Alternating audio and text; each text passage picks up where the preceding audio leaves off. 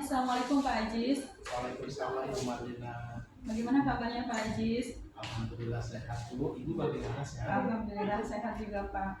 Oke, baik Pak Ajis akan melakukan proses coaching ya Pak ya.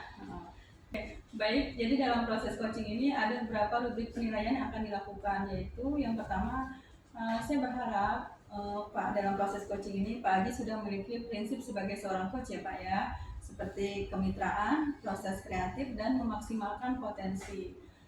Selanjutnya ada kompetensi inti coaching seperti presence, kehadiran penuh, mendengarkan dengan aktif, dan mengajukan pertanyaan berbobot, tentunya dengan teknik rasa ya Pak ya. Di samping itu ada beberapa alur cerita yang harus sesuai dengan tahapan-tahapannya, termasuk dalamnya ada perisikan tujuan, identifikasi, rencana aksi, dan juga tanggung jawab. Selanjutnya ada beberapa pertanyaan yang akan saya ajukan kepada Pak Aji sebelum melakukan proses coaching ya Pak ya. Baik, yang pertama, bagian kompetensi mana yang ingin Pak Aji kembangkan pada proses coaching nanti Pak? Baik Bu. Jadi ketika proses coaching nanti saya akan mengembangkan 3 kompetensi Bu. Ya. Yang pertama itu kehadiran penuh, yang kedua itu mendengarkan secara aktif, Ya. dan yang ketiga itu menggunakan pertanyaan berbobot dengan teknik rasa Bu. Oke, baik ya Pak ya. Kemudian dari 3 bagian kompetensi ini, secara spesifik bagian kompetensi mana yang ingin Pak Ajis kembangkan? Baik, saya akan mengembangkan kompetensi mendengarkan aktif agar saya bisa menggali potensi dari coach dan coach bisa menemukan solusi yang tepat atas permasalahan yang dihadapinya. Oke, baik ya Pak ya. Selanjutnya pertanyaan ketiga, dari indikator ketercapaian dan tolak ukur yang ingin tuju dalam proses percakapan nanti seperti apa Pak? Baik, ada pun indikator capaian yang ingin saya tuju adalah yang pertama, saya dapat menerapkan alur kita secara runtut Bu. Kemudian yang kedua, saya dapat menggali ide-ide dari coach agar coach dapat menemukan solusi yang sedang dihadapinya. Oke, baik, terima kasih Pak Aji. Selamat melakukan proses coaching. Saya akhiri. Assalamualaikum warahmatullahi wabarakatuh. Waalaikumsalam warahmatullahi wabarakatuh. Assalamualaikum Pak Fahrul, apa kabar Pak? Waalaikumsalam. Baik Pak Ajis kabarnya, walaupun hari ini saya sedikit ada kecapean. Hanya saja saya memiliki sedikit masalah nih Pak Ajis. Ada yang bisa saya bantu Pak Fahrul? Ada Pak Ajis, kalaupun Pak Ajis nggak sibuk, boleh nggak kita ngobrol sebentar Pak Ajis? Tentu saja boleh Pak. Kebetulan saya ada waktu nih Pak. Ngomong-ngomong, apa yang Bapak harapkan dari percakapan kita ini Pak? Baik Pak Ajis, saya ingin nantinya menemukan solusi dari permasalahan saya Pak. Mungkin setelah saya bercerita ke Pak Ajis, saya bisa dapat gambaran tentang apa perlu yang saya lakukan begitu Pak Ajis. Emangnya ada masalah apa nih Pak? Kalau boleh tahu Pak? Begini Pak Ajis, akhir-akhir ini saya merasa murid-murid saya kurang semangat atau antusias dalam mengikuti pelajaran saya Pak Ajis. Selain itu juga jumlah murid-murid yang mengerjakan tugas itu hanya 50% setiap kelasnya. Baik, tadi Pak Fahrul bilang murid-muridnya kurang antusias ya Pak. Kemudian juga mengerjakan tugas hanya 50% di tiap kelasnya nih. Apakah Bapak sudah menelusuri Pak penyebab dari masalah tersebut Pak? Sudah Pak Ajis, bahkan saya sudah memanggil anak dan menanyakan penyebab mengapa tidak begitu semangat dalam pelajaran saya. Lalu dari pengalaman Bapak ya, pengamatan Bapak, mengapa mereka itu tidak begitu suka dengan pelajaran Bapak? Begini Pak Ajis, kalau saya flashback ke belakang ya, hal yang menyebabkan murid saya itu kurang semangat atau antusias dalam pembelajaran saya, ternyata sepertinya saya membosankan dalam mengasih materi, terus materinya juga selalu monoton, bahkan terlalu dominan berbicara saya ketika di depan murid, dan nggak pernah mengasih kesempatan murid saya untuk berpendapat ada di kelas seperti itu Pak Ajis. Baik, seperti itu ya Pak. Nah, kira-kira nih Pak, kondisi ideal seperti apa yang Bapak harapkan dari murid-murid Bapak di kelas Pak? Baik Pak Ajis, saya tentunya mengharapkan anak-anak saya atau murid saya bisa mengikuti pelajaran sebagaimana dengan murid-murid yang lainnya Pak Ajis. Seperti itu ya Pak. Baik, kalau begitu apakah ada yang bisa Bapak lakukan Pak untuk meningkatkan motivasi belajar anak itu Pak?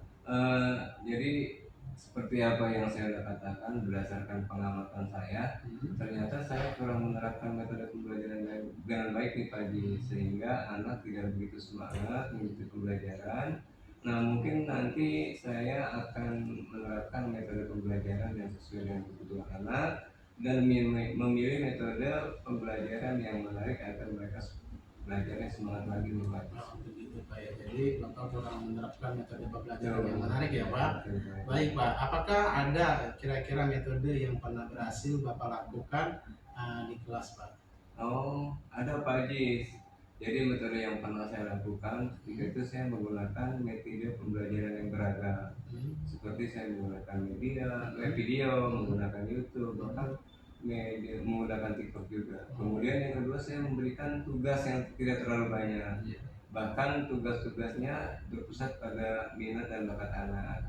Saya juga menerapkan pembelajaran berdiferensiasi sehingga murid yang tidak terkesan dipaksa, tapi mereka memang mengerjakan dengan sendirinya, misalnya menggunakan dengan drama, lagu, puisi dan lain sebagainya. Seperti itu Pak. Seperti itu Pak. Luar biasa sekali ya Pak ya.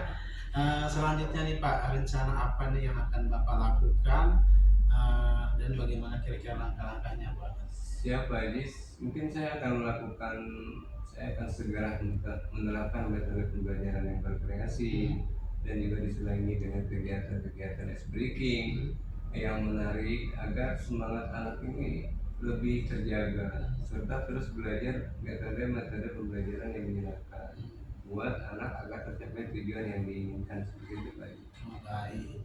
Nah Pak, siapa nih Pak yang bisa membantu Bapak dalam mewujudkan rencana tersebut Pak? Ya baik Pak Haji, mungkin yang bisa membantu saya dalam mewujudkan rencana saya selain kepala sekolah, juga rekan sejawat, dan saya juga akan berkolaborasi dengan guru saya seperti itu Pak Haji.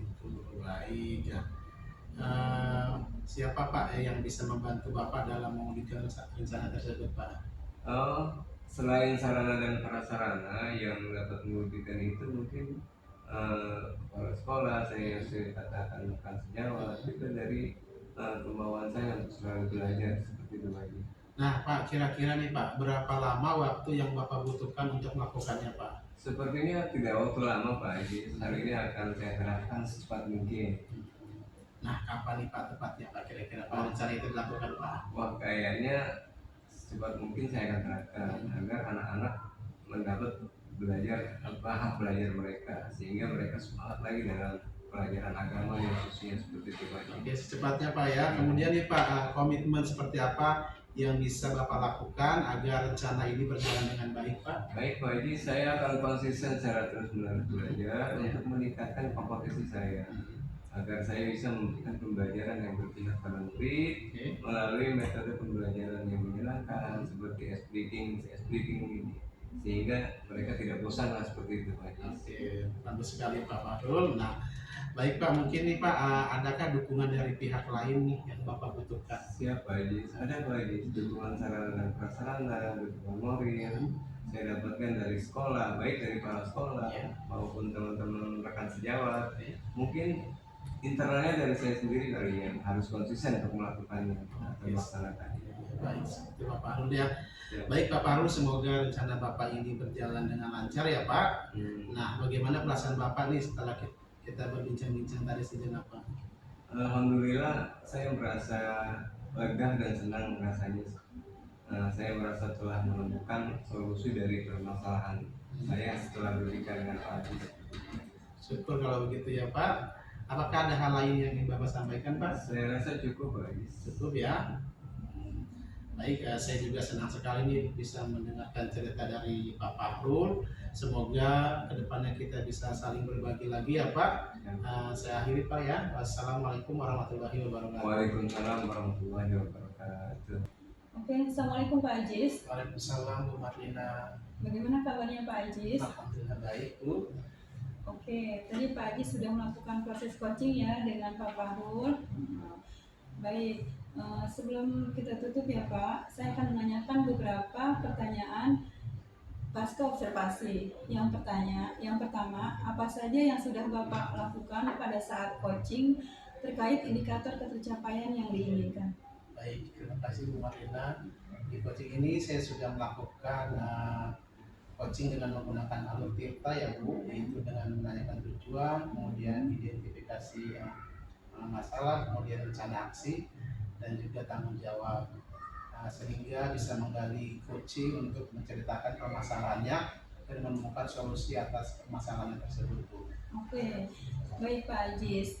Menurut saya sebagai observer yang pada proses coaching tadi berlangsung, Pak Ajis dan Pak Fahrul sudah berjalan dengan baik ya. Dan juga proses alurnya juga sudah sesuai dengan alur Tirta. Dan juga Pak Ajis juga sudah berusaha menggali dan menemukan solusi dari permasalahan yang dialami oleh Pak Fahrul.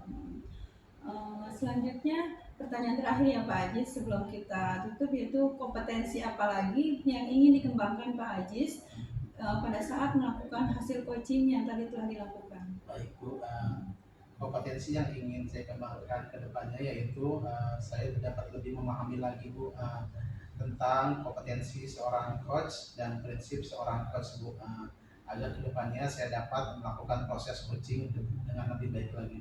Itu Bu. Oke, baik ya Pak. Semoga kedepannya kita bisa melakukan proses coaching dengan lebih baik lagi ya Pak. Demikian observasi kita hari ini. Semoga bermanfaat bagi kita semua. Saya tutup. Assalamualaikum warahmatullahi wabarakatuh. Waalaikumsalam warahmatullahi wabarakatuh. Terima kasih Bu Marina. Sama-sama Pak Ajis.